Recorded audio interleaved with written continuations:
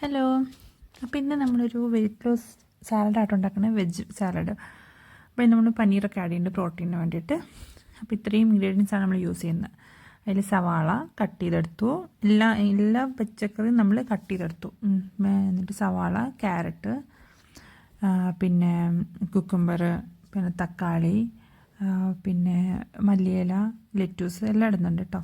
അപ്പോൾ ഞാനിപ്പോൾ ഇത്ര ഇട്ടു. പിന്നെ നമ്മൾ ആക്ച്വലി ലെറ്റ്യൂസ് നല്ലതാണ്, റോ ആയിട്ട് തന്നെ നല്ലതാണ്. പക്ഷേ എനിക്ക് അതിൻ്റെ അത്ര ഇഷ്ടമില്ലാത്തതുകൊണ്ട് ഞാൻ എന്ത് ചെയ്തു, ഒന്ന് സോട്ട് ചെയ്തു. ഒത്തിരി ബട്ടർ ഇട്ടിട്ടൊന്ന് സോട്ട് ചെയ്തിട്ടാണ് ഇതിലിടുന്നത് കേട്ടോ. അപ്പോൾ ഇത്രയും ആഡ് ചെയ്തു. എന്നിട്ട് കഴിഞ്ഞിട്ട് കുറച്ച് ഉപ്പിട്ടു. ഇനി നമുക്ക് അതിൽ ചെയ്യേണ്ടതെന്ന് വെച്ചാൽ ഇതിൻ്റെ ഡ്രസ്സിങ് ആട്ടോ, സാലഡ് ഡ്രസ്സിങ് നമ്മൾ ഉണ്ടാക്കണം.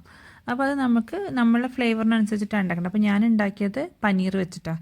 പനീർ, കുറച്ച് യോഗട്ട്, തൈര്, അധികം പുളിക്കാത്ത തൈര്, പിന്നെ അതിൽ കുറച്ച് കുരുമുളക് പൊടി ഇട്ടു, 2-3 അല്ലി വെള്ളുള്ളി ഇട്ടു.